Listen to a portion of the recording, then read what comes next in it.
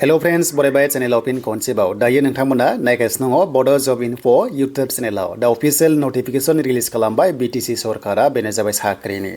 आरो लोगोसे ग्रेड 4 आ माब्ला मोनगोन ग्रेड 3 खौ होनो हागोन ना हाला गोदान सरकारा बेनि सायावबो गोबांथार कमेन्ट्स फैगासिनो दङ दा बेखौबो जों कभार खालामगोन दानि आसामनि थाखायबो लेटेस्ट आपडेट दङ साख्रिनि बागै जों बेखौबो नायनोसै दा गोबाव खालामा जों डिटेल्सआव थांगोन बेखायनो भिडिअ नायजोब अब्लासो नोंथांमोना बुजिगोन पेपार आरो दाखालि केन्सेल जानाय 21 नि बेबो गोदान फ्रेश डेट फैबाय दा बेखायनो जों अफिसियेल नटिसखौ नायनोसै दा बे जाबाय गोदान अफिसियेल नटिस रिलिज खालामबाय दा बेवहाय गोबांथार आपडेट लिरदों आं डाइरेक्ट मेन पइन्टआव फैनोसै जेनोखि नोंथांमोननि पेन्डिं जादोंमोन ना बेयो जागायफिनसिगोन 29 निफ्राय बाथ्रा जाबाय 21 आव जायनोखि केन्सेल जादोंमोन एलपि लेभेला थांनांसिगोन 29 आव ओके जानुवारियाव बेनिफ्राय एलपि इउपि गासिबो बर्ड पेपार ओंखारजोब्बाय 13 फेब्रुवारिसिम सोलिगोन आरो बिनि डकुमेन्ट्स भेरिफिकेशना दा बेखायनो जों मिथिबाय जे 21 आव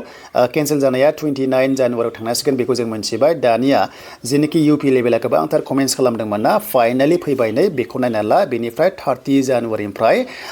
5 फेब्रुवारिसिम बियो जागायसिगोन आरो बे जाबाय इउपि लेभेलनि थाखाय देन बेनिफ्राय बे जाबाय BtC एरिया आरो आउटसाइड BtC आ 6 फेब्रुवारिनिफ्राय बियो जागायसिगोन रल नाम्बार एबा आइडि नाम्बार वाइसआव नोंथांमोना थांनो हागोन देन बेनिफ्राय जेनोखि बर्ड पेपार पास जादोंमोन ना नोंथांमोनाबो गोबां कनफिउजनाव दंमोन बर्ड पेपारनि थाखाय एक्सट्रा डेट होदों बेनो जाबाय 7 फेब्रुवारिनिफ्राय जागायनानै 12 सिम जागोन बेखौ नायबानो जाबाय बाथ्रा जाबाय दा बे जाबाय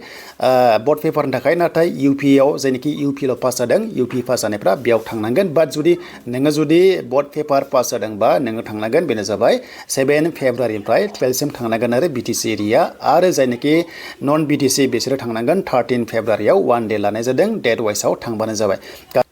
आरो बेनिफ्राय 28 जानुवारिनिफ्राय आसामनि DW आबो जागोन एलपि इउपि लेभेला दा बेखौ नायोबा BtC आरो लोगोसे आसामजों डेटखौ एसे गोरोबलायनानै बिथांमोना लागोन दा नटिसआ दा मोनायाव ओंखारगोन आरो जेब्ला ओंखारो नोंथांमोना बड' जब इनफो इउट्युब चेनेलाव मोननो हागोन दाना फैबाय टेटआथ' होगासिनो नाथाय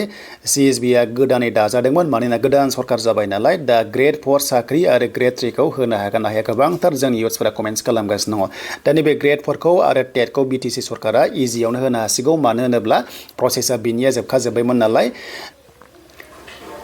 नाथाय बेनिफ्राय ग्रेड 3 HS लेभेलनि आरो लोगोसे टेक्निकल नन टेक्निकल आरो डिग्री लेभेलनिखौ प्रसेसा एसे टाइम लाबोगोन जायखिजाया इलेक्शन सिगांनि गेजेराव मोनसे नटिस फैनो हागौ आरो